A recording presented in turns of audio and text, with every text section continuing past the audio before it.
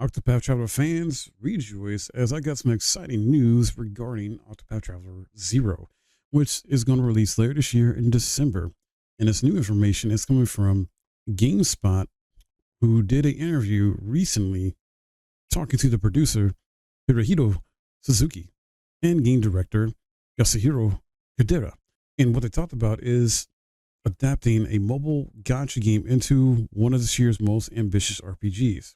It's noted here that the Octopath Traveler series began with a funny name and a bold concept: eight individuals, eight individual stories converging in one connected world, all presented in a retro HD 2D aesthetic that paid homage to Square Enix's beloved 16-bit era. Octopath Traveler 2 expanded on the concept further, and this year, Octopath Traveler 0 is once again making the already a massive RPG even broader, using the core story of the mobile game Champions of the Continent and transforming it into a full-fledged Octopath prequel. This time, you'll create your own customized protagonist character, and the game has an ambitious town-building mechanic that both enhances your options and fleshes out quests to have more reward. Combat options are also greatly expanded now that you have the 8 party members in battle at once, 4 in the front line and 4 in the back for support. Octopath Traveler 0 is coming to PC, PS4, PS5, Xbox Series XS, Nintendo Switch, and Switch 2 on December 4th later this year. So one of the first questions asked here is, what are the core aspects of an Octopath game that you wanted to retain in Octopath Traveler 0? Are we still focused on 8 individual stories? The producer responds with, personally, I'd say that freedom is the core of what I wanted to express with this game, especially when it comes to the Octopath Traveler series. Path actions are an important feature. And as you can tell from that, though there is a story that unfolds in the game, it's really the player's choices that helps unfold a different kind of. And so, with this game, that really was the core concept that we wanted to center the game around as we designed it. It's essentially this idea that you're starting from zero to create your own character through the character creation feature, and then similarly, starting from zero to rebuild and restore your town through the town building feature. We honed in on this idea to really expand this notion of player freedom. It seems like they're sort of taking inspiration from Suikoden type of games.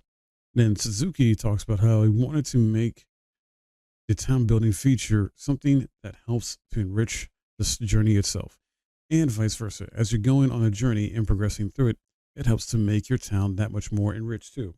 More specifically, when it comes to town building, the more you progress and invest time into that feature, you start to unlock other features like cooking, and you're able to build shops, fields, and farms as well. Yeah, this is very Suikoden. All of these things help to make your journey itself more convenient, more accessible, and that much richer. It helps to provide a lot of different features that enhance your overall journey. Conversely, going on a journey also allows you to meet new people, interact with them, and even invite them back to your town through path actions.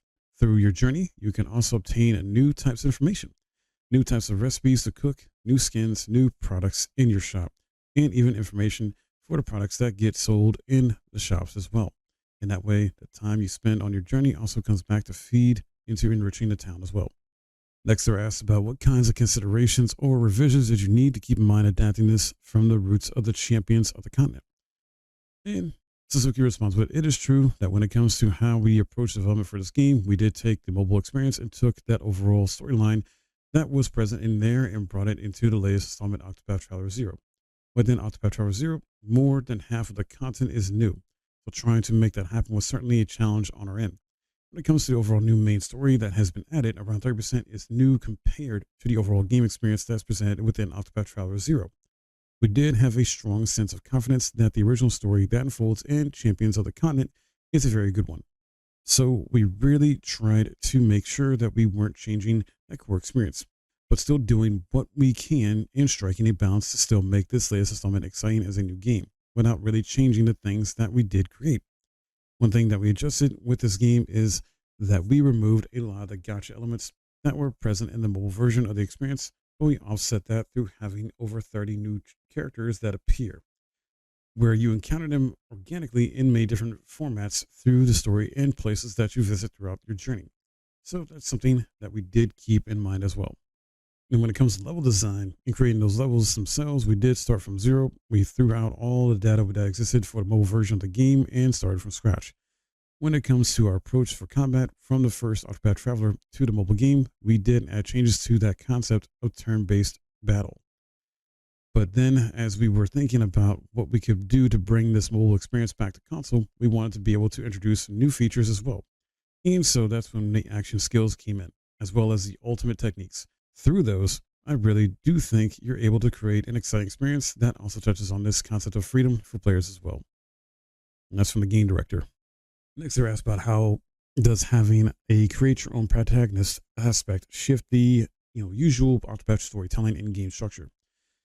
Suzuki responds regarding the overall shift that came with the approach of creating your own protagonist because the players themselves become the protagonists. It was really important that we made it so that the story didn't feel like anyone else's story, but players themselves.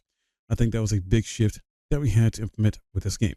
When it comes to the story or game mechanism changes that came from this, I do think in both facets the player becomes the protagonist themselves. So one thing that we did was, rather than trying to depict the protagonist solely in terms of themselves or in context of themselves, we try to depict all the other peripheral elements that are important to define the role that the protagonist plays. We really wanted to be able to depict themes of light versus dark, themes of good versus evil, as well as depict the world and the lore at large. That helps to create a silhouette of who that protagonist is supposed to be. As for a story that revolves around the theme of restoration, this is about how, at the very beginning of the game, the town that the player is residing in is destroyed. And then from there, the player must embark on a journey to restore it and rebuild their town. But they start to see that a lot of people who used to live in that town have been scattered throughout the world following this tragedy. So it's a process of interacting with them and inviting them back to live in the town again, to have the player build their very own town. On the contrary, when it comes to the plot that surrounds the concept of revenge, the bosses who are the evil entities in this story who stand against the world and who are also the people who destroyed the player's town at the very beginning of the story, they become brought into the picture and you have to go against them as well. Depicting all these other elements outside of the player themselves, I feel as though this was the biggest shift we made with this installment compared to past generations. And the last thing to talk about here is answering a question involving combat options available in the game and bounce on combat design while giving the players so much more flexibility. So one thing the devs talk about here, we thought very deeply about until the end of development was how do we ensure that everyone's favorite characters are very usable and viable from a combat perspective until the very end. That was something that we really thought about and was the reason why we implemented a new feature such as action skills, which are a new feature in this game. But these sorts of adjustments were very challenging, even through the course of development. We had to make balancing adjustments 3 times on different occasions. Essentially, when we conclude our first internal testing, our initial feedback was that combat was too easy. So from there, we had to make enemies stronger, adjust abilities, etc. Each tester also did adopt very different combinations or formations when it came to formulating their party. So making adjustments with that in mind was a very challenging thing to do as a developer, but also very fun to watch as well. Very excited to be able to see what kind of combinations, informations the players themselves come up with. All right, cool. Some new information there, exciting stuff. How does it developing in like lessons they talk about, they learn from the mobile game experience and adapted and changed to put in a full price, complete game basically as a prequel to the first Octopath Traveler. So very exciting stuff here, guys. I need to play the first 2 games still to they own them, and I've heard nothing but good things about this series. So I'm hoping this is a lot of fun. Like I said earlier, this gives me a lot of like Suikoden and like Ayuden Chronicle 100 Heroes type of vibes with the whole town building thing. You got to repair that town and build it back up, things like that, because those games have that aspect of there. Plus the fact that you're going to have a full 8 person party of 8 people, 4 in the front, 4 in the back.